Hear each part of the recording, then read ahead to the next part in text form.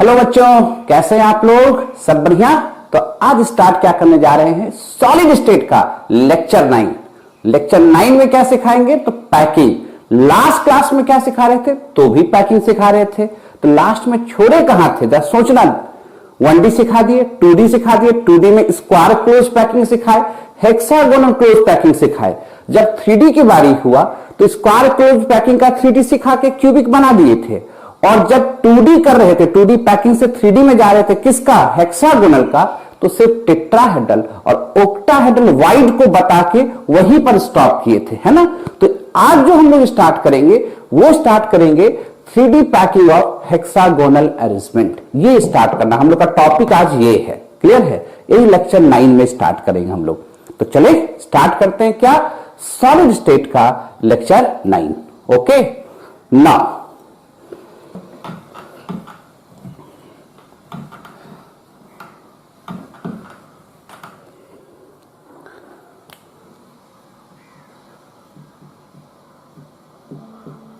3D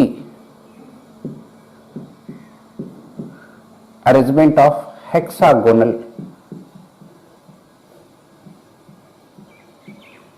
close packing, यानी hexagonal close packing का आज हम लोग को सीखना क्या है? 3D arrangement. तो जब भी स्टार्ट करेंगे तो 2D से ही स्टार्ट करना होगा पहले। तो क्लियर? तो 2D से स्टार्ट करें हम लोग। कैसे सिखाए थे लास्ट क्लास में? एक रिंग लिए थे और रिंग का यूज करके अच्छा सर्किल बना लिए थे। याद कीजिए, 2D में एटम स्फीयर जैसा नहीं दिखेगा, सर्किल जैसा दिखेगा। इसलिए वहां पर जब 2D का पैकिंग लिए थे तो एरिया सर्किल का लिए थे। और अब 3D हो रहा है, 3D में जाना है।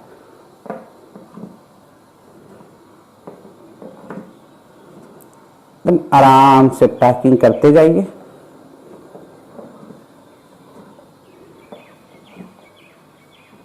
ये हेक्सागोनल क्लोज पैकिंग है। क्लियर? डाउट है? डाउट कहीं पर? इसको क्या कहेंगे? हेक्सागोनल क्लोज पैकिंग,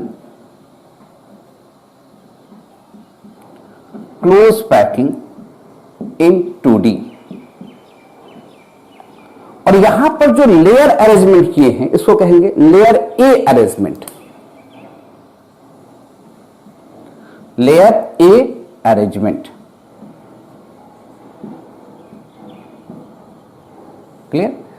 अब यहां जो सीखने वाली बात है, एक एटम कितने एटम को टच कर रहा है? 6। इसलिए जो कोऑर्डिनेशन नंबर होगा 2D में वो 6 होगा।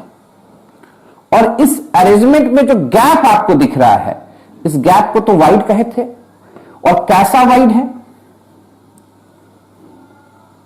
ट्रायगोनल वाइड है। सभी वाइड यहां पर ट्रायगोनल है। पर इसमें एक बात और सिखाए थे। क्या सिखाए थे? कि अगर इसको देखोगे ध्यान से तो यहां ट्रायंगुलर वाइड में एक ट्रायंगल ऊपर की ओर और दूसरा ट्रायंगल नीचे की ओर बनता नजर आ रहा है। तो ट्रायगोनल वाइड का नाम दे दिए थे। क्या नाम दिए थे? ऊपर वाले वाइड को ए कहे थे और नीचे वाले वाइड को बी कहे थे। दोनों वाइड आइडेंटिकल हैं। ये दोनों आइडेंटिकल हैं। इस बात को दिमाग में सेट कीजिएगा, ये दोनों आइडेंटिकल हैं, अलग अलग नहीं हैं। अगर कोई पूछ देता कि इस वाइड में कोई एटम रहता तो वो कितने एटम को टच करता, यानी ट्रायगोनल वाइड का अगर कोऑर्डिनेशन नंबर कोई पूछता तो आप कहते 3। तो स्क्वायर वाइड और ट्रायगोनल वाइड 2D प्लेन के वाइड होते हैं। ठीक है? और जो क्यूबिक वाइड निकाले थे जब 3D पैकिंग किए थे, किसका? स्क्वायर क्लोज पैकिंग का, तो उसको हम लोग कहेंगे 3D wide. Tetrahedral, octahedral 3D wide है। और ट्रायगोनल वाइड और स्क्वायर वाइड 2D वाइड है। कोई दिक्कत वाली बात? चले आगे। अब क्या कर रहे हैं? यहां तक में तो कोई कहानी में कोई दिक्कत नहीं है। ध्यान से देखिएगा। लेयर बी 3D पैकिंग कर रहे हैं। Layer B placed on trigonal void A. Triangular void A पर लेयर बी को क्या कर दिए, प्लेस कर दिए। ये ऊपर वाला ए है और नीचे वाला क्या है, बी है, ट्रायंगुलर वाइड। कोई दिक्कत? अब हम रेड पेन लेते हैं तो देखना आसान काम होगा। ध्यान दीजिएगा, आप लोग भी एकदम आराम से रिंग का भी यूज करके बना सकते हैं। इस तरह से हम लोग सेट करते जाएं।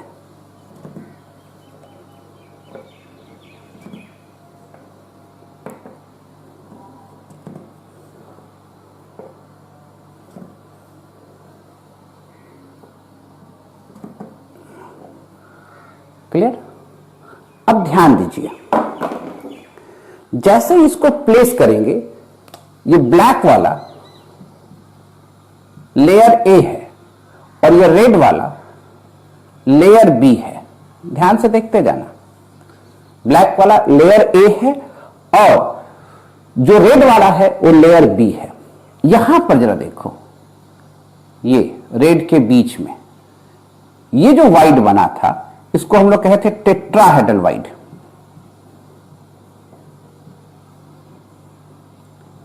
और जो कॉमन वाइड बना था, ये रेड वाला ट्रायंगल है और नीचे ब्लैक वाला ट्रायंगल है, इस कॉमन वाइड को कहते हैं हम लोग ओक्टाहेड्रल वाइड। दोनों का कोऑर्डिनेशन नंबर निकाल के दिखा चुके हैं, इसका 6 था और इसका 4 था वाइड का। टेट्राहेड्रल वाइड में क्या बताए थे, जरा ध्यान देखो। ये रेड वाला दिख रहा है 3, दिख रहा है ना। एक ट्रायंगल पर चाहे ऊपर से या नीचे से कोई भी एटम प्लेस कर देंगे तो हर हमेशा टेट्राहेड्रल वाइड बनेगा। देखो हम यहां पर बना रहे हैं ट्रायंगल, देखना ध्यान से।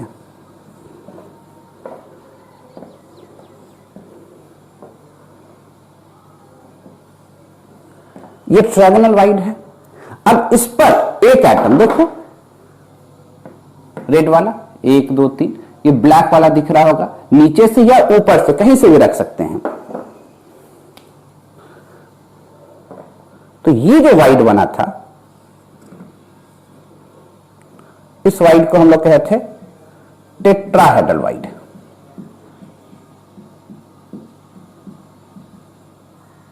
क्लियर? कंफ्यूजन कहीं पर? अब जो सिखाना चाहते हैं, जरा देखो, ये ब्लैक वाला है 3। मतलब सबको एक बार बता दे, सब बॉल स्टिक से सिखा चुके हैं लास्ट क्लास में आप लोग को।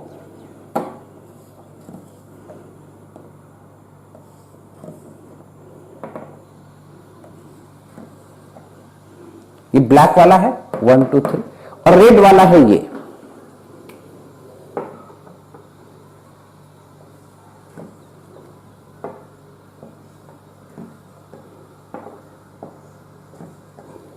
रेड वाला है और दोनों को मिला दीजिए, दोनों को मिला के यहां लिखिए।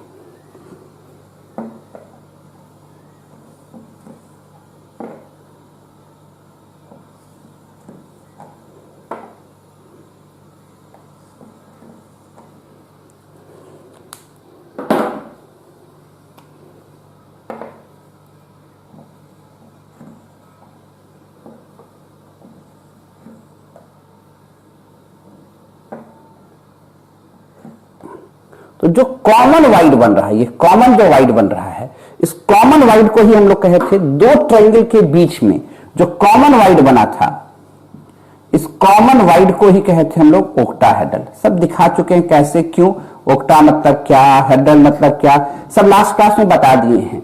जो फर्स्ट टाइम देख रहे होंगे तो प्लीज आप पिछला लेक्चर को देखिएगा, लेक्चर 8 में ये डिटेल से बताया हुआ है। क्लियर है? अब जो हम लोग को काम करना है, लेयर सी का अरेंजमेंट, यानी पहला काम क्या किए, लेयर ए का अरेंजमेंट किए। तो वो हेक्सागोनल क्लोज पैकिंग हुआ इन 2D, उसको लेयर ए अरेंजमेंट कहे। 2D में उसका कोऑर्डिनेशन नंबर कितना था, 6 था। और 2D में जो वाइड बन रहा था, उस वाइड को क्या कह रहे थे, ट्रायंगुलर वाइड, और उसका कोऑर्डिनेशन नंबर कितना था, 3 था। और जो जितने भी ट्रायंगुलर वाइड थे वो सभी आइडेंटिकल थे, फिर भी हम लोग अपनी सुविधा के लिए दो नाम दे दिए, ट्रायंगुलर वाइड ए और ट्रायंगुलर वाइड बी। इसमें तो कोई दिक्कत नहीं। अब क्या किए कि जो लेयर बी है उसको प्लेस किए, किस पर प्लेस किए, तो ट्रायंगुलर वाइड ए पर। उससे क्या हुआ कि दो तरह का 3D वाइड मिला। एक टेट्राहेड्रल और दूसरा ऑक्टाहेड्रल। कैसे बना वो दिखा दिए लेयर बी से। अब इसको बॉल स्टिक से दिखाते हैं, ज्यादा अच्छा लगेगा। पहले नोट कीजिए, तो बॉल स्टिक का यूज करते हैं।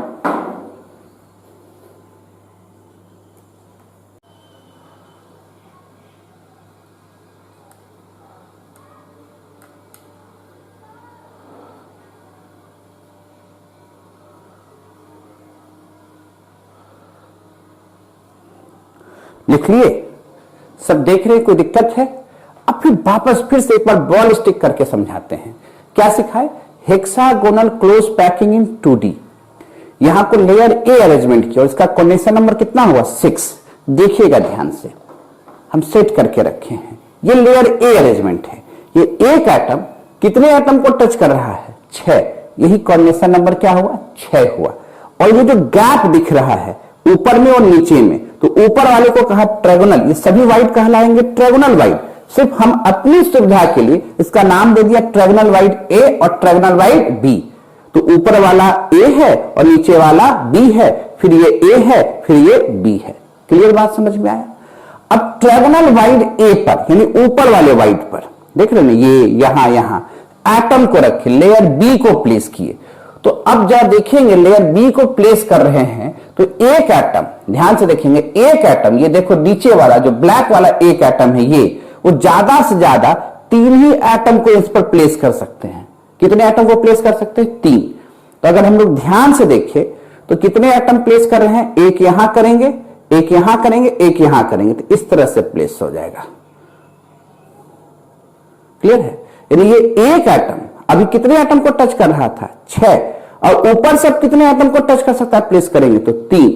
अब लेयर सी इसके ऊपर रखेंगे, जरा समझना बात को। हमारे पास बॉल दूसरा है, अब ये सी यहां पर रख रहे हैं, ऐसा ही बॉल नहीं है, पर आप समझ सकते हैं। लेयर सी है, क्या लेयर सी लेयर ए को कहीं भी टच कर रहा है क्या? नहीं। तो इसका मतलब क्या होगा कि जो लेयर ए में एक एटम था वो तो 6 एटम को टच कर रहा था। ऊपर से अगर गैप पर ट्रायंगुलर वाइड पर एटम रखेंगे तो एक एटम कितने एटम को और टच करेंगे? 3। तो 6 3 तो 9 हो गए। ऊपर वाले को तो टच नहीं कर पाएगा। क्लियर है? तो नीचे भी तो 3 एटम इसी तरह रख सकते थे हम लोग, कि नहीं रख सकते थे? हाँ। तो 6 तो अपने सर्किल में, 3 नीचे और 3 ऊपर को तो टच कर सकता है। तो कितना कोऑर्डिनेशन नंबर हो जाएगा अगर इस तरह का पैकिंग हम लोग करते चले तो?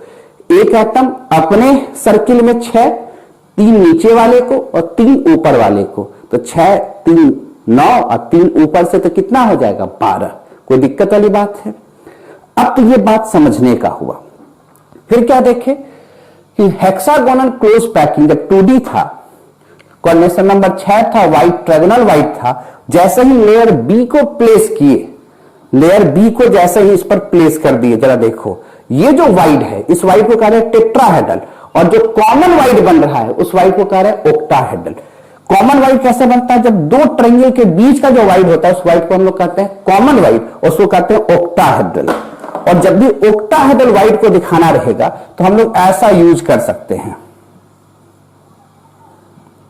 और जब भी टेट्राहेड्रल वाइड को दिखाना रहेगा तो हम लोग ऐसे भी यूज कर सकते हैं, और सिंपल ट्रायंगुलर वाइड को दिखाना रहेगा तो सिर्फ हम लोग इस तरह से ट्रायंगल का साइन का यूज कर सकते हैं। कोई दिक्कत वाली बात? दिमाग में एकदम सेट होता चला जा रहा है। 2D दिख रहा था, 3D को ध्यान से देखना पड़ रहा है, कैसे कैसे लेयर आप जब बनाते जाइएगा ना तो आपको दिखना शुरू हो जाएगा। बोर्ड से ज्यादा कॉपी पर दिखेगा आपके, पर जब आप बना रहे होंगे। क्लियर ना? अब हम जो करने जा रहे हैं वो ध्यान से सुनिएगा। यहां ट्रायंगुलर वाइड पर लेयर बी को प्लेस किए, लेयर को बी को प्लेस करने से हमको 2 तरह का वाइड मिला, एक टेट्राहेड्रल और दूसरा ऑक्टाहेड्रल। तो हम किनारे में मिटा के ये लिख रहे हैं, हमको क्या मिल रहा है? 2 तरह का वाइड मिल रहा है। कब? लेयर बी को प्लेस किए तब। ये वाला सेंटेंस को यहां से लिख रहे हैं, लेयर बी को जब रखे थे तो हमको 2 तरह का वाइड मिल रहा था, एक ऑक्टाहेड्रल, ऑक्टाहेड्रल को कहे कॉमन वाइड, और सिंपल तरीका लिखने का क्या बताए? इस तरह से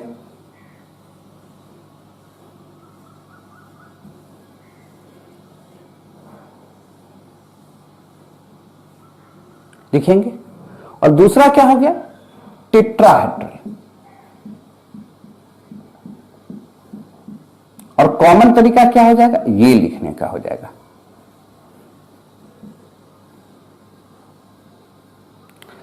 अब क्या करना, लेयर सी को कहां प्लेस करना, ध्यान दीजिएगा। लेयर सी को प्लेस करना है टेट्राहेड्रल पर, layer C on tetrahedral void, tetrahedral void. इसको जैसे ही प्लेस करेंगे, कहां पर, इस पर, ये देख रहे हो ब्लैक वाला, ये ब्लू वाला है, ये टेट्राहेड्रल वाइड है, और यही के बीच में जब लेयर सी प्लेस करेंगे, देखो नीचे ब्लैक दिख रहा है, अगर हम उसको ब्लू पेन से स्केच करें, ध्यान से देखिएगा, कॉपी पर बना के देख रहे होंगे तो बड़ा आसानी से दिखेगा। ये नीचे वाला लेयर क्या है, लेयर ए जो ब्लैक से है, रेड वाला क्या है, लेयर बी है, और बीच में जो ब्लू से डार्क किए हैं वो टेट्राहेड्रल वाइड है। उस वाइड पर अगर एटम रखेंगे, देखोगे इस तरह से, तो नीचे वाला ब्लैक वाला लेयर गायब हो जाएगा, वो ब्लू वाला लेयर आ जाएगा। बोर्ड पर क्या दिख रहा है, ब्लू वाला। इसका मतलब layer C on tetrahedral void पर रखते हैं, तो जैसे ही रखेंगे layer C on tetrahedral void, तो क्या देखेंगे कि वो आइडेंटिकल हो जाएगा, किसके आइडेंटिकल हो जाएगा, लेयर ए के। It becomes identical, identical to layer A. So this type of packing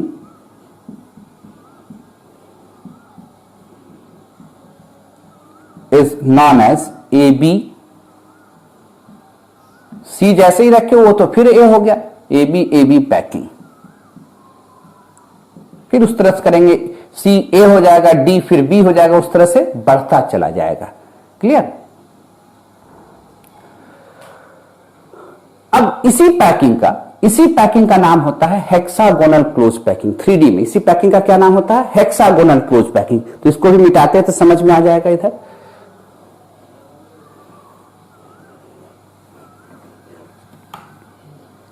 इसी पैकिंग को, दिस पैकिंग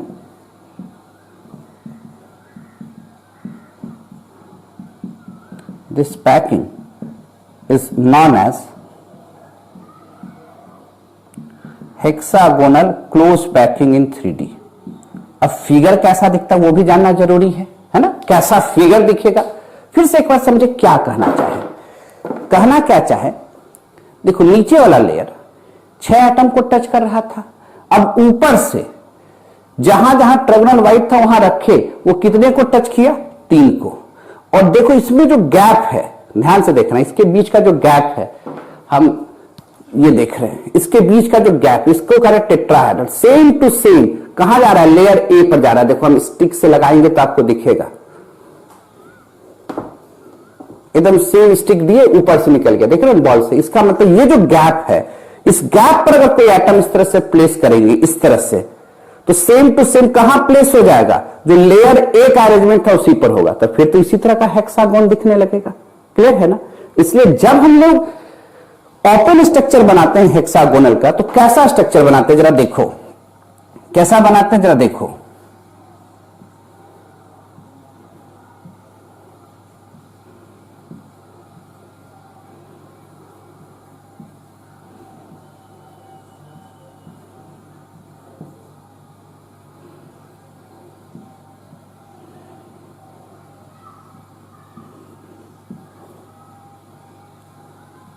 देखो ये दिख रहा है लेयर ए है, ये लेयर ए है, और ये लेयर सी है, सेम टू सेम वहीं पर है ना।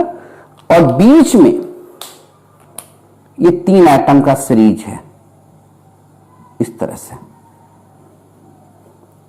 क्या दिक्कत है, ये लेयर बी है बीच में। ये स्ट्रक्चर को हम लोग कहते हैं हेक्सागोनल क्लोज पैकिंग। क्लियर, समझ में आ रहा है। तो कैसे बना हेक्सागोनल क्लोज पैकिंग, तो हमको समझ में आएगा जब हम लोग 2D अरेंजमेंट किए, 2D से कहां जा रहे, 3D में, तब इस तरह का पैकिंग आया था। और स्क्वायर का किए थे तो क्या मिला था हम लोग को, सिंपल क्यूब मिला था, याद है ना। तो पहले एक बार नोट कीजिए, तो इसको थोड़ा और डिटेल से सीखते हैं हम लोग, है ना। नोट किया जाए।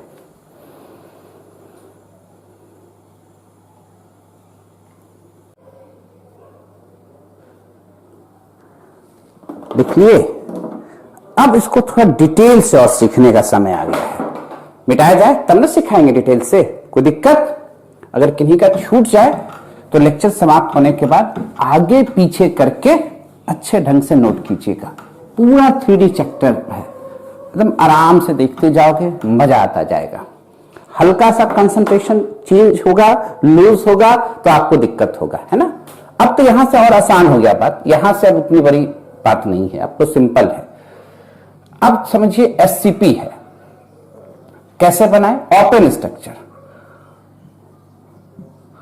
हकीकत में सभी एटम एक दूसरे को क्या करते हैं? टच करते हैं। देखे थे ना, बीच वाला हर एक एटम को क्या करता है? टच करता है। ये बात तो देख चुके हैं अभी।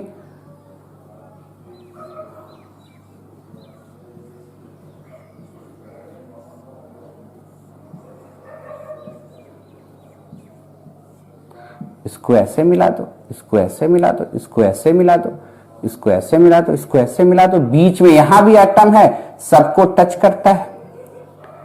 अब इसके प्रॉपर्टीज के बारे में सीखने का हम लोग का समय आ गया है। पहला, ये तो SCP है, हेक्सागोनल क्लोज पैकिंग।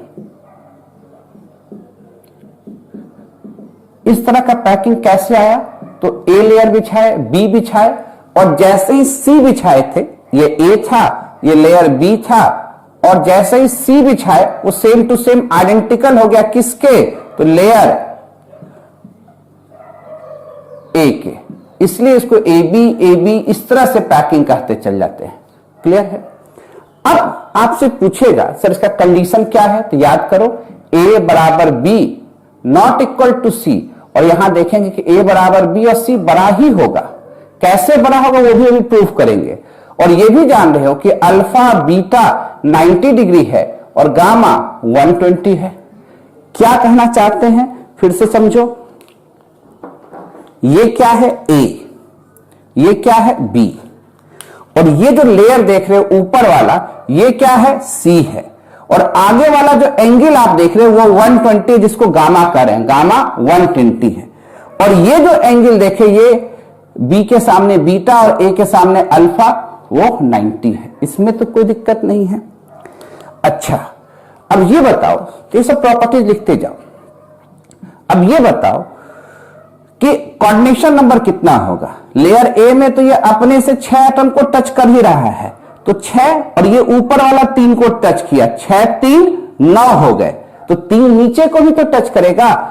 तो SCP का 3D पैकिंग अगर हो रहा है और उसमें पूछा कि कोऑर्डिनेशन नंबर कितना है, तो क्या लिखोगे? 12। कोऑर्डिनेशन नंबर कितना है? 12। ये सब छोटा छोटा बात है, दिमाग में सेट करना है। ये मैक्सिमम कोऑर्डिनेशन नंबर होता है। अब it contain 2 type of void, 2 तरह के वाइड थे इसमें, एक टेट्राहेड्रल, दूसरा ऑक्टाहेड्रल। 3D में अगर 2D SCP होगा तो उसमें एक तरह का वाइड होगा, वो होगा ट्रायगोनल वाइड। ये सब बात को याद रखिएगा। It contain 2 type of void, 2 type of void. कौन कौन सा वाइड है इसके पास? One is tetrahedral, tetrahedral void, other is octahedral void, octahedral void. यहां तक में तो कोई दिक्कत नहीं। ये दोनों 3D वाइड हैं, ये बात को ध्यान में रखिएगा। और जब हेक्सागोनल क्लोज पैकिंग का 2D अरेंजमेंट लिखे थे तो वहां पर ट्रायगोनल वाइड हुआ था, वो 2D वाइड था, और ये कौन सा वाइड है? 3D वाइड है। अब जो अगला कॉन्सेप्ट होगा वो होगा कैलकुलेशन ऑफ एटम, यानी SCP में टोटल कितने एटम होते हैं। सिंपल क्यूब में तो निकालने सीख गए थे, BCC में निकाल लिए थे, याद हो, FCC में भी निकाल चुके थे। सिंपल क्यूब 1, BCC 2, FCC 4, पर यहां कितना होगा ये कैसे कैलकुलेट करेंगे? पहले इस पर आ जाए, तब क्लोज परसेंटेज पैकिंग सीखना है, तब डेंसिटी सीखना है। क्लियर है? फटाक से नोट कीजिए इसको। नोट कर लिया आप लोग? अब एटम कैलकुलेशन में आए। कंफ्यूजन कहीं पर? उधर से मिटाते चलते हैं। Calculation of atom, calculation of atom in SCP, 3D SCP। Calculation of atom, calculation of atom in SCP lattice, SCP lattice. ठीक है, देखो भैया कैसे कैलकुलेट कर, पहले ऊपर वाला में 2D में भी बताए हैं, इसको देखो ध्यान से। अगर इस हेक्सागोन को देख रहे हो, ये एटम सब है, यहां पर जो एक एटम है वो अपने लेयर में, इसी अपने प्लेन में कितने जगह जा सकता है, ये देखो।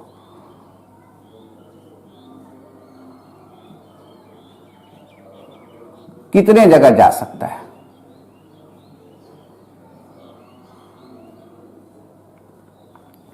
कितने जगह, कितने हेक्सागोन में गया, 3। तो एक जगह पाने की संभावना कितना हो गया, 1/3। ये अपने प्लेन की बात हो रही है ना।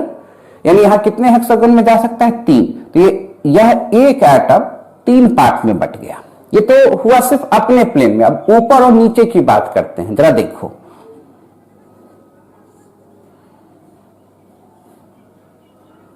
एकदम ध्यान से देखते जाओ, हर एक चीज समझ में आएगा। अब ये एटम ऊपर भी एक हेक्सागोन में जा सकता है,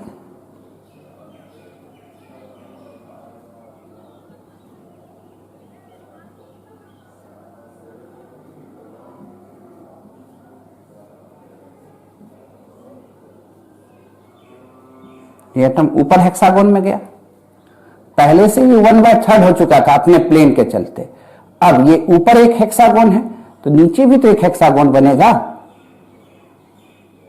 कि नहीं बनेगा।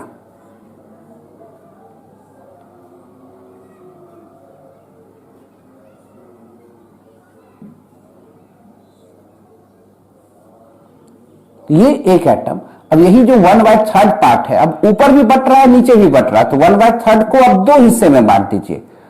इसका हाफ और इधर भी हाफ जाएगा 1/3। तो कितना हुआ, 1/6। कितना हुआ, 1/6। यानी जो ये वाला एटम है वह एक SCP में 1/6 ही पार्टिसिपेट कर रहा है। कैसे, तो अपने प्लेन में तो वो 3 हेक्सागोन में गया, और फिर ऊपर और नीचे, छत और बॉटम, ऊपर भी जाएगा और नीचे भी जाएगा। क्लियर है। तब तो 1/3 था, अब जो बचा उसका हाफ हाफ कर दिए, तो क्या हो जाएगा, 1/6 पार्ट पार्टिसिपेट करता है उसका एक यूनिट सेल में। कैसे कैलकुलेट किए, समझ में आ रहा है बात, ये क्लियर। अच्छा, अब देखो, ये तो हो गया। अब ये फेस वाला एटम आप भी जान रहे 2 ही यूनिट सेल में जा सकता है, ऊपर और नीचे। तो फेस वाले का तो कंट्रीब्यूशन क्या हो जाएगा, हाफ हो जाएगा। और ये जो साइड वाले का कंट्रीब्यूशन सबका कितना है, 1/6। ये बीच में है, सेंटर में है, ये यूनिट सेल के अंदर है। कैसे अंदर है ये भी समझो। देखो, ये हेक्सागोन है और हेक्सागोन के अंदर ये 3 एटम है, फिर ऊपर से हेक्सागोन हो जाएगा।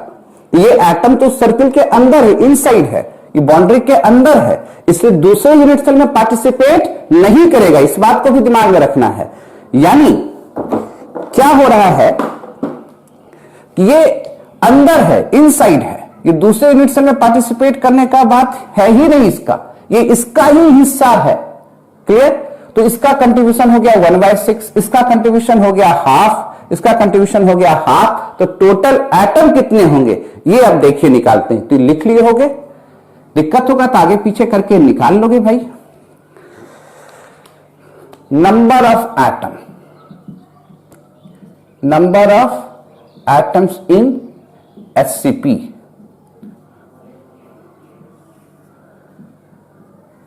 ऐसा साइड कितना है, 6 और 6 तो 12 का कंट्रीब्यूशन सबका 1/6।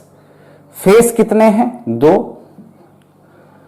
तो 2 सबका कंट्रीब्यूशन 1/2। और सेंटर कितना है, 3, तो कितने हो गए, 2 + 1 + 3, तो कितने एटम हो गए, 6 एटम हो गए। यानी इसको अगर हम लोग लिखना चाहते तो कॉर्नर 1/6 ऐसे लिखते, फेस डिवाइडेड बाय 2 लिखते और नंबर ऑफ सेंटर को जोड़ लेते नंबर ऑफ एटम्स के लिए। यानी एससीपी में टोटल एटम हुआ कितना? 6। ध्यान दीजिएगा, एससीपी में टोटल एटम हुआ कितना? 6। अब चलना है हम लोग को पैकिंग के तरफ। पहले एक बार इसको नोट कर लीजिए, तब हम सिखाते हैं आपको पैकिंग।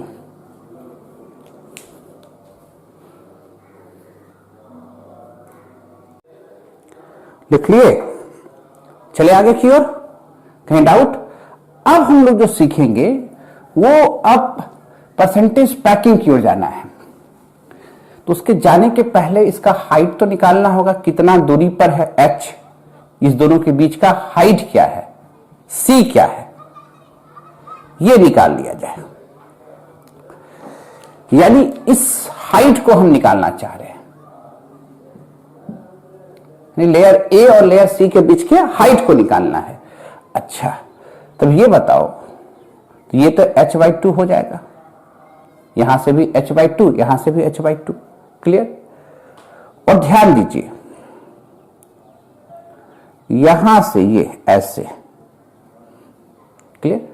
इसको हम a लिख रहे हैं, इसको b लिख रहे हैं, इसको c लिख रहे हैं। ध्यान दीजिए, ये एटम a b c क्या कर रहे हैं? ये ट्रायंगल है 90 डिग्री। ए समझाने के लिए हम लोग ज्यादा सटीक ऐसे लिखते हैं ए बी सी। ये एटम बी और ये तो टच करेगा, बोलेगा हाँ। ये वैल्यू को मान लो x है, ये वैल्यू आप h/2 लिख देते हो, और ये वैल्यू जो है आपका 2r है। यानी दो एटम अगर आपस में टच करेंगे भाई, जैसे यही दोनों टच करेंगे तो इसको आप a कहोगे, साइड लेंथ a, तो a बराबर क्या हो जाएगा? अगर दो एटम आपस में टच करेंगे तो आप कहोगे सर ये तो r और r, a बराबर 2r लिख सकते हैं। बिल्कुल, a बराबर 2r लिख सकते हैं। तो ये दोनों तो टच कर रहा है, ये बात तो हम लोग समझ रहे हैं, है ना? तो ये तो 2r हो गया। यानी अगर हम लोग ऐसे लिखें, पाइथागोरस थ्योरम लगाएं, BC² बराबर AB² प्लस AC², ये और ये, तो ये तो हो गया 2r का होल स्क्वायर प्लस x का स्क्वायर प्लस h/2 का स्क्वायर। हमको तो निकालना x है, x कैसे निकलेगा? ये अब जरा देखो, ये ट्रायंगल है, सभी एटम एक दूसरे को टच कर रहे हैं। याद करो, ये सभी एटम एक दूसरे को क्या कर रहे हैं? टच कर रहे हैं। ये सभी 2r है और इक्विलेटरल ट्रायंगल है, ये सेंटर है, ये एंगल कितना है? 60 डिग्री। तब तो ये 20 से काटेंगे तो ये एंगल जो होगा वो 30 होगा। ये बात समझ में आया ना?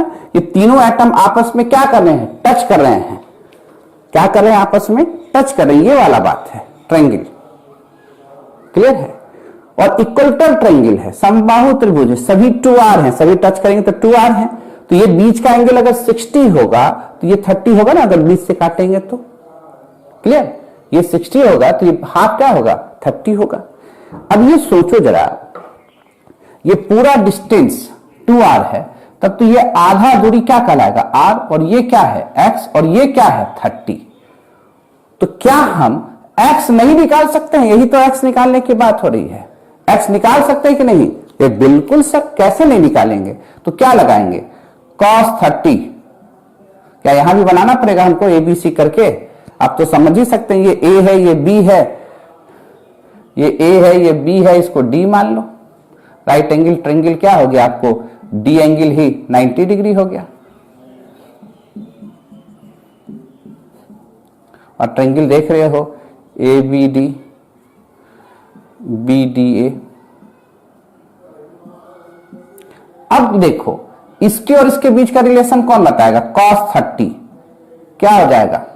बताओ, कैसे लिख दोगे?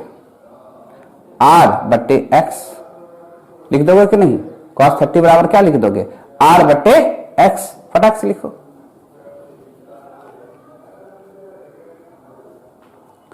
तो अब बताओ cos 30 का वैल्यू क्या होता है, √3/2 r/x, यानी हमें निकालना क्या है x, तो x बराबर 2√3 इंटू r लिखा जा सकता है ना। फटाक पहले नोट करो, तब इतनी बात को हम यहां पुट करेंगे। फटाफट नोट कीजिए।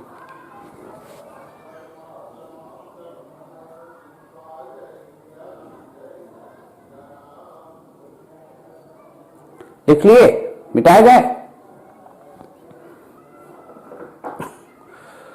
मिटा दे भाई।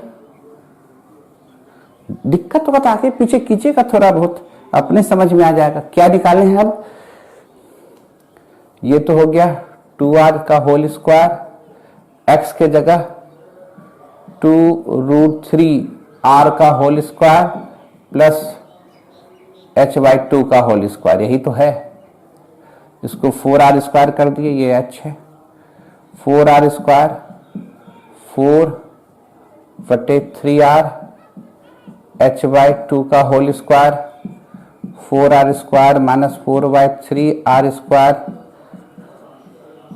समझ में आ रहा है इधर? अब इधर भी मिटा सकते हैं हम लोग, इसका यूज हो गया है। कंफ्यूजन कहीं पर? क्लियर? सब कैलकुलेशन है। अब ये क्या किया जाए भाई,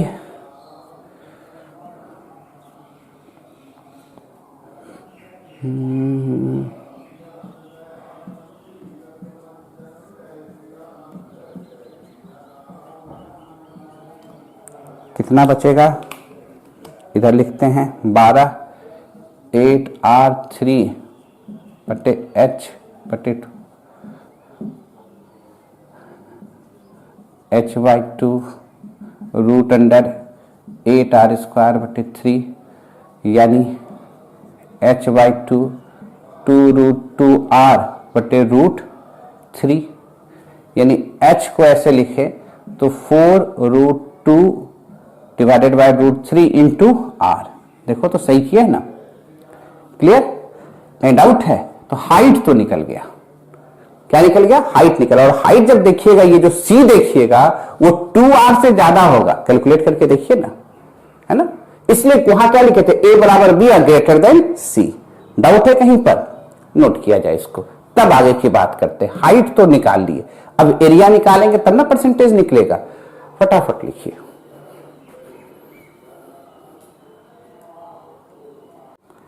लिख लिए? तो क्या लिख सकते हैं, हाइट बराबर h बराबर, डायरेक्ट यहां लिख लेते हैं, बार बार जरूरत पड़ेगा हम लोग को, 4 इंटू √2/3 अंदर आ जाएगा। इसका यूज होगा हम लोग को। मिटाया जाए। अब क्या निकालना है, पैकिंग फ्रैक्शन। ध्यान से गुना भाग करते जाइएगा। पैकिंग फ्रैक्शन यानी परसेंटेज पैकिंग निकालना है। तो कैसे निकालेंगे परसेंटेज पैकिंग? परसेंटेज पैकिंग निकालने का तरीका बताए थे। क्या लिखना क्या है, volume of atom in unit cell, atom in unit cell divided by volume of unit cell. ये काम कर लेना है पहले तो परसेंटेज पैकिंग का, इनटू 100। तो अब अगला पॉइंट हुआ कि वॉल्यूम ऑफ यूनिट सेल कैसे निकालेंगे। ये कैसे निकालेंगे वॉल्यूम ऑफ यूनिट सेल? अब ये देखो, अगर इसका एरिया मिल जाए पूरे का हेक्सागोन का और हाइट से गुना कर देंगे तो वॉल्यूम निकलेगा कि नहीं निकलेगा? तो क्या करना होगा, एरिया यानी जो बेस वाला एरिया है उसमें हाइट से गुना कर देना है। बेस वाले एरिया में देखो ये 6 इक्वल ट्रायंगल में बटा हुआ है ना? और 6 गुना area of triangle, area of one triangle गुना हाइट। हाइट तो निकाल चुके हैं पहले ही, h निकाल के रखे हुए हैं हम लोग। और आप ये बात जानते हैं कि एक ट्रायंगल यहां पर जो आप देख रहे हैं सब तो a ही कहला रहा है, तो √3/4 इंटू a² हो सकता है इंटू h। क्लियर? अच्छा, और a बराबर हम लोग क्या जान रहे हैं, a बराबर हम लोग लिख सकते हैं 2r। तो यानी वॉल्यूम को भी एक जगह हम लोग यहां समेट के रख देते हैं। क्या आया? वॉल्यूम बराबर 6 into √3 4 a square into h, और a बराबर हम लोग जान रहे हैं 2r। क्लियर? अब इसको मिटाएंगे तब ना वॉल्यूम ऑफ एटम यहां पुट करेंगे। अब 3D की बात हो रही है, अब एटम जो होगा वो स्फीयर होगा। 2D की बात नहीं कि उसका एक स्लाइस लेना है, पूरा एटम का बात हो रहा है। तो यहां पर एटम कितने थे? 6। मिटावे इसको। क्लियर? समझ गए बात को? आगे पीछे करके लिख लेना अगर दिक्कत होगा तो। अब कितने एटम हैं? 6। और एक एटम जो चूंकि स्फेरिकल है इसलिए 4/3 पाई r3 ऐसे ना लेंगे। वहां क्या लेते थे? 2D में उसका एक स्लाइस सर्किल वाला पार्ट लेते थे, इसलिए सर्किल का एरिया यूज करते थे। वॉल्यूम क्या हो गया यहां पर? अभी वॉल्यूम निकाले हैं 6 √3 4 a square into h into 100। ऐसे भी कटा सकते हैं, 6 कटा सकते हैं आप। अब आ जाए 4/3 पाई r3 √3 h, a के जगह 2r का होल स्क्वायर, और h के जगह क्या लिख दे? 4 √2 into r। Clear? Into 100। Doubt है? तब गुना भाग करते चलिए। पहले r स्क्वायर, पहले तो ये देखो ये 4 शहीद हो गया, √3 चला गया। अब ये 4 स्क्वायर, इसको ऐसे लिख सकते हैं 4r स्क्वायर, इसी को तो 4 शहीद हो जाएगा। r स्क्वायर इंटू r3 चला जाएगा। बचा क्या? r3 चला गया। बचा क्या? यहां पाई। बचा क्या ऊपर में? 100। और तो कोई नीचे इधर बचा नहीं है। 4 भी कट ही गया है, r3 भी कट ही गया है। ये 3 √2। क्लियर? अब इसको गुना भाग करेंगे तो अप्रॉक्स 74% आएगा। कितना आएगा? 74। कैलकुलेट कर लोगे भाई? 74% पैक्ड होगा, जैसा एफसीसी का पैकिंग था वही था। तो वैकेंट स्पेस क्या होगा? तो वैकेंट स्पेस यहीं पर लिख लेते हैं। वैकेंट स्पेस 100 में घटा दो, कितना हो जाएगा? 100 माइनस 74%, 26% होगा। क्लियर? डाउट कहीं पर एक बार कैलकुलेट जरूर कर लीजिएगा, नोट किया जाए।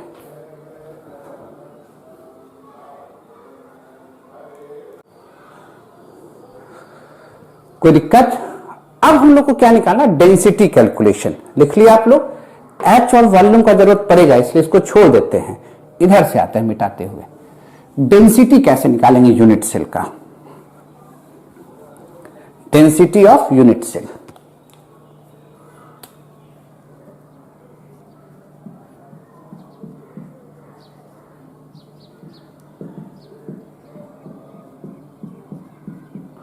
क्या लिखेंगे? Mass of unit cell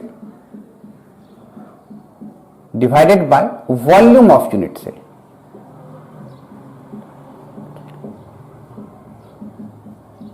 clear? Mass कैसे निकालेंगे? तो Z इंटू एम लिखे थे। Z नंबर ऑफ एटम हुआ था, M मास ऑफ 1 एटम हुआ था, डिवाइडेड बाय वॉल्यूम। Z को क्या कहते हैं? Number of atom.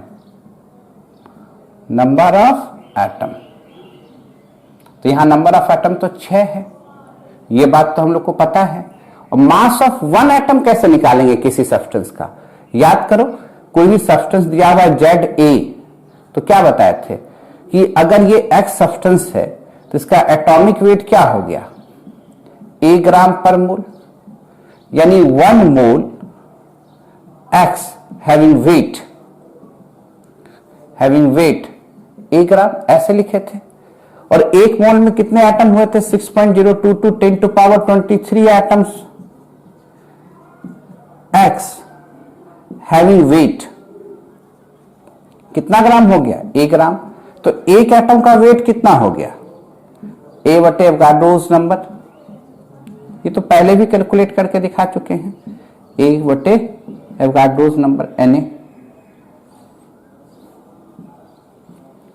ग्राम पर मोल, एक एटम का वेट हो गया। कहीं दिक्कत वाली बात? अब यहां Z पता है, M पता है, वॉल्यूम तो रख ही लिए, वॉल्यूम तो पता ही था। अब पुट करके देखते हैं, इसको बताने की तो जरूरत नहीं है। यहां हमको एक एटम मास क्या हो गया, A/एवोगाड्रोस नंबर है, एक एटम का मास, ये भी तो निकाल ली है। इसको मिटा सकते हैं। अब कैसे किए, बात समझ में आया? एक मोल का वेट कितना है, 1 ग्राम। एक मोल में एटम्स कितने होते हैं, 6.022 10⁻23, उसका वेट कितना हुआ, 1 ग्राम। तो एक एटम का वेट कितना होगा, निकाल सकते थे। अब चलो यहां पुट किया जाए, डेंसिटी ऑफ HCP 3D में 6, मास के जगह A, जो एटम यूज हो जाए यहां पर, एवोगाड्रो नंबर, वॉल्यूम के जगह देखो 6, A क्या हो गया, एटॉमिक मास, मॉलिक्यूल्स रहता तो मोलर मास, √3 4 A², H के जगह क्या लिखेंगे, 4 √2 √3 इंटू R। अब फिर गुना भाग कीजिए, 6 कट जाएगा, 6 कट जाएगा, 4 कट जाएगा, √3 कट जाएगा, है ना। इसलिए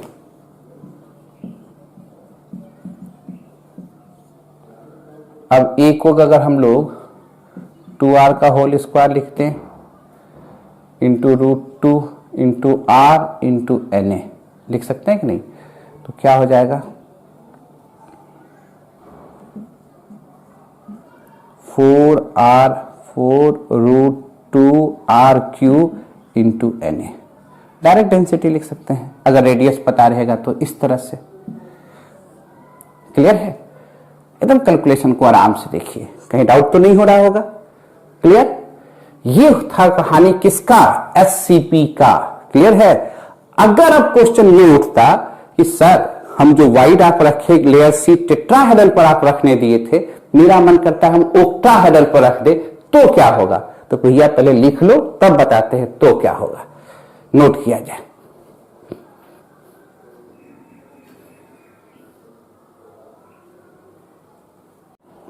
लिख लिए, आगे की ओर बढ़ा जाए। अब क्या कह रहा था बच्चा कि जी लेयर जो था आपने सर लेयर C जो आप टेट्राहेड्रल वाइड पर दिए, अगर हम ऑक्टाहेड्रल वाइड पर देते तो क्या होता, दिखाते हैं भाई। पहले एक बार फिर से कहानी हम लोग सुनते चले, क्या क्या किए। 1D पैकिंग किए इस तरह से, इसका कोऑर्डिनेशन नंबर 2 था, इसको एक्सिस पैकिंग भी कहे थे। उसके बाद आए 2D पैकिंग। 2D पैकिंग में 2 तरह का किए, एक स्क्वायर क्लोज पैकिंग,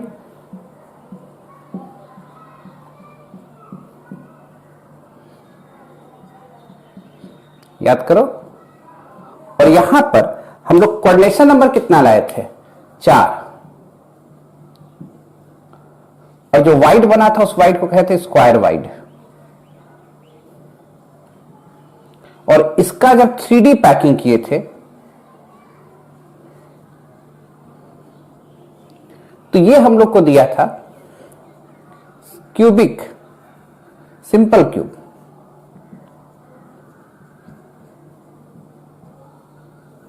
और सिंपल क्यूब जब बनाए थे सबका डिटेल से बता चुके हैं, इसको बार बार अब लिखने की जरूरत नहीं होनी चाहिए। इस तरह से बना था सिंपल क्यूब, और सिंपल क्यूब में जो वाइड था उसको कहते हैं क्यूबिक वाइड, और ये जो क्यूबिक वाइड था ये 3D था, और इसका कोऑर्डिनेशन नंबर कितना हुआ था, 8, और इसके एटम का कोऑर्डिनेशन नंबर कितना था, 6। एटम का कोऑर्डिनेशन नंबर अलग था, वाइड का अलग होता है। क्लियर है? ये डिटेल से सीख चुके हैं। अभी क्या सीख रहे थे हम लोग? Hexagonal close packing. Hexagonal close packing,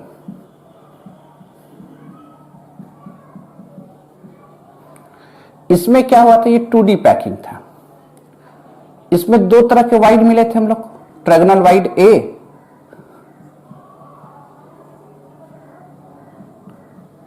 wide एक ही तरह का था, नाम दो कर दिए थे, ट्रायंगुलर वाइड ए और ट्रायंगुलर वाइड बी। ये भी 2D वाइड है।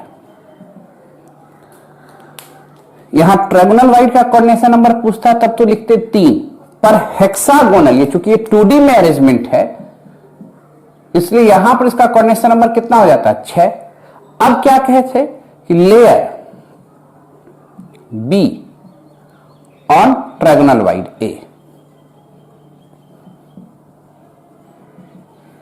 तो ये क्या दिया था हम लोग को? दो वाइड दिया था, एक टेट्राहेड्रल और दूसरा ओक्टाहेड्रल। याद करो। और हम लोग फिर अगला लेयर सी कहां रखे थे? टेट्राहेड्रल पर। टेट्राहेड्रल का कोऑर्डिनेशन नंबर, वाइड का कोऑर्डिनेशन नंबर 4 था और ओक्टाहेड्रल का 6 था। ये 3D वाइड है और ये भी 3D वाइड है, तो 3D ये हो गया, 2D ये दोनों हो गया। स्क्वायर वाइड क्या है? 2D है। ट्रायंगुलर वाइड क्या है? 2D है। वहां क्या रखे थे? टेट्राहेड्रल वाइड पर, टेट्राहेड्रल वाइड पर लेयर सी रखे थे। ये क्या हो गया? Which is identical to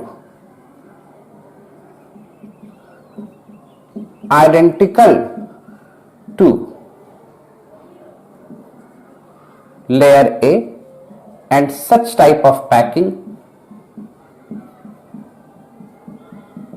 is known as AB closed packing।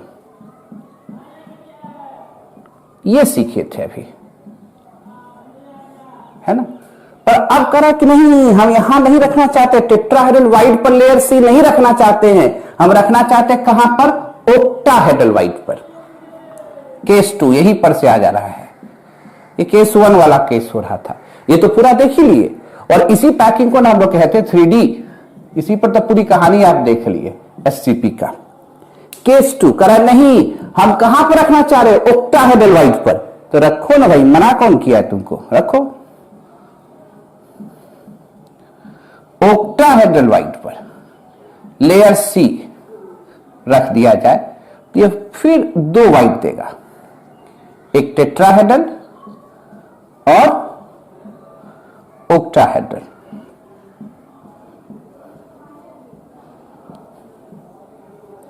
उसी तरह का वाइड, जैसा वाइड यहां पर मिला था उसी तरह का मिलेगा, पर अपर लेयर में मिलेगा। अलग अलग किताब में इसका नाम भी लिख देता है। और लेयर डी को अगर टेट्राहेड्रल वाइड पर डालोगे, लेयर डी को कहां डालोगे? टेट्राहेड्रल वाइड पर, तो it is identical to layer A. पहले इतना लिख लो, अब तो जगह नहीं दिख रहा है।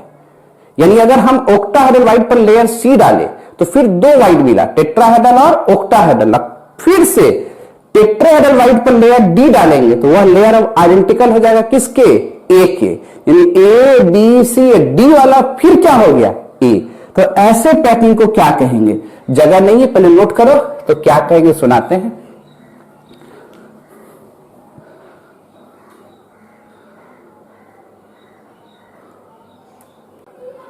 लिख लिए। अब देखिए क्या कहते हैं, सुनाए जरा। लेयर डी रखे, लेयर डी रखे तो वो आइडेंटिकल हो गया ए के, हुआ कि नहीं? तो अब पूछ रहा क्या कहेंगे सर? तो ऐसे पैकिंग को such type of packing,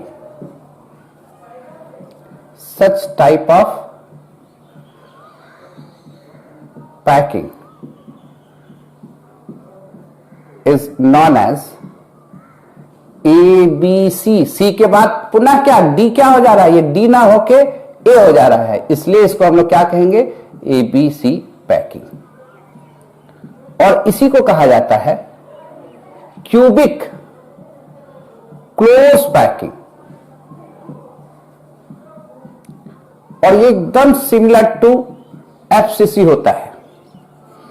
similar क्या, ये वही होता ही है, similar to FCC, face centred cube. तो भैया फेस सेंटेड क्यूब बनाए कैसे थे?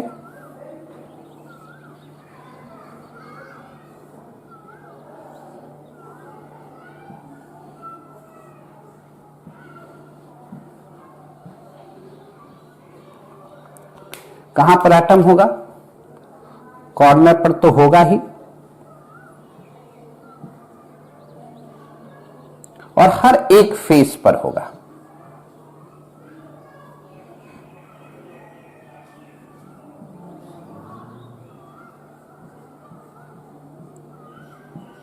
यही होता है। तो सर कैसे होता है, करके दिखाइए जरा। बोले अच्छा देखना चाहते हैं तो ओपन स्ट्रक्चर में ही दिखा देते हैं। दिमाग में तो कैसे स्टोरी सिखाए उसी तरह दिमाग में सेट रखना चाहिए आपको। आप देखना चाहते तो इस तरह से देखिए, क्या कीजिए, इस तरह से सजाइए। थोड़ा कठिन होता है देखना, पर देखना तो है ही।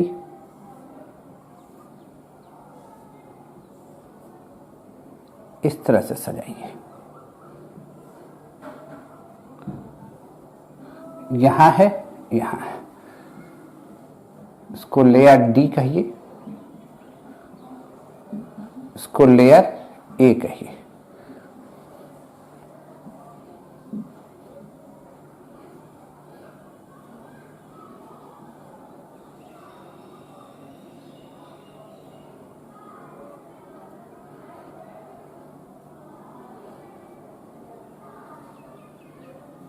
एकदम आराम से देखिएगा। इसको ऐसे मिलाइए, ये लेयर बी है, और इसको ऐसे मिलाइए, ये लेयर सी है ना, लेयर ए बी सी, और ये एकदम इसके पैरेलल है, तो आइडेंटिकल हो गया लेयर डी। तो ये क्या कहला गया? क्यूबिक क्लोज पैकिंग, इसको सीसीपी कहते हैं। ठीक है, अब इसका प्रॉपर्टीज क्या क्या हुआ? तो भैया आप एफसीसी पे तो जानते हो, ए बराबर बी बराबर C, alpha beta gamma all angle are 90 degree. Number of atom निकाल के बताना होगा। नहीं सर, 8 इंटू 1/8, 6/2, 1+3, कितने एटम?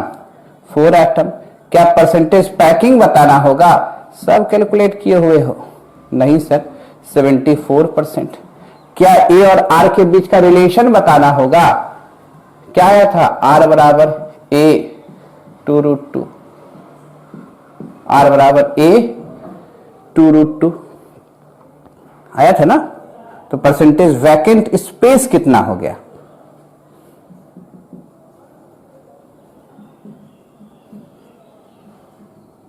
26%। पहले नोट कीजिए।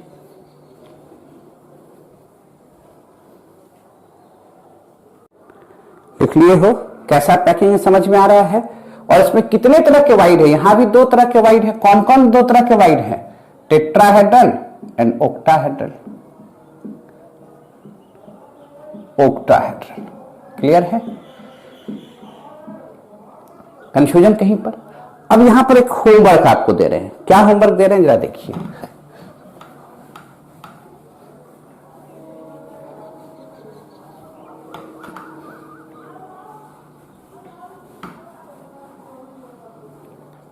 आपको अपने से डिफरेंस बताना है।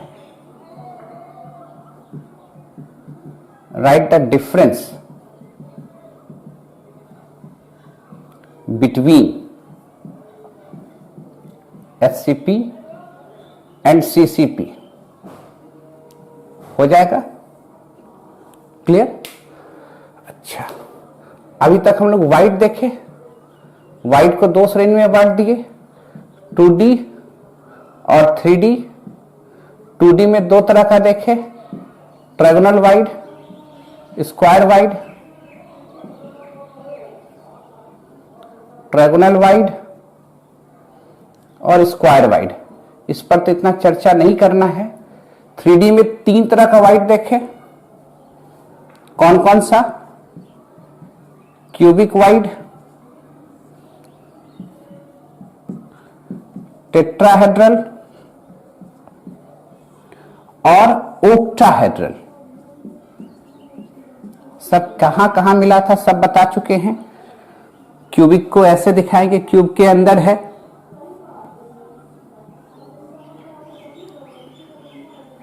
टेट्राहेड्रल को दिखाने का तरीका ऐसे भी बोले हैं, ओक्टाहेड्रल को ऐसे भी दिखाएंगे। क्लियर? कोऑर्डिनेशन नंबर पूछता तो यहां तो सीधे लिख देते 3, 4, 8, 4, 6। अब जो हम लोग को सीखना है वो सीखना है रेडियस कैलकुलेशन और साइज ऑफ वाइड, यानी वाइड का साइज कैसे डिसाइड होता है, यहां पर कौन सा एटम फिट होगा।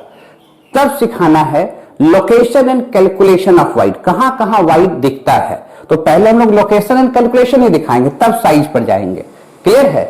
यानी अब हम लोग ढलान की ओर जा रहे हैं, तब डिफरेंट टाइप ऑफ स्ट्रक्चर और कुछ न्यूमेरिकल देख लेना है। उसके बाद तो सॉलिड स्टेट का सिर्फ प्रॉपर्टीज है, यानी अगला एक क्लास या 2 क्लास और इंपॉर्टेंट होगा इस तरह का। उसके बाद तो प्रॉपर्टीज है, डिफेक्ट पढ़ना है, प्रॉपर्टीज पढ़ना है, कहानी एकदम आसान हो जाएगा। ठीक है? यानी अगले क्लास में हम लोग क्या सीखेंगे? Location and calculation of wide, कहां कहां वाइड दिखाया जाता है, उसका लोकेशन क्या है और कैसे कैलकुलेट करते हैं उसके एटम्स को। क्लियर? तब रेडियस रेशियो रूल, जहां वाइड का कैलकुलेशन करके दिखाएंगे। तब डिफरेंट टाइप ऑफ सॉल्ट का स्ट्रक्चर कैसा दिखता है वो दिखाएंगे। देन सॉलिड स्टेट को इंडिंग की ओर, defect of solid state and properties of solid state. एकदम सिंपल पार्ट है वो, तो वहां कहीं कुछ नहीं है, थ्योरेटिकल पार्ट है। जो कुछ है अगला 2 लेक्चर है। क्लियर?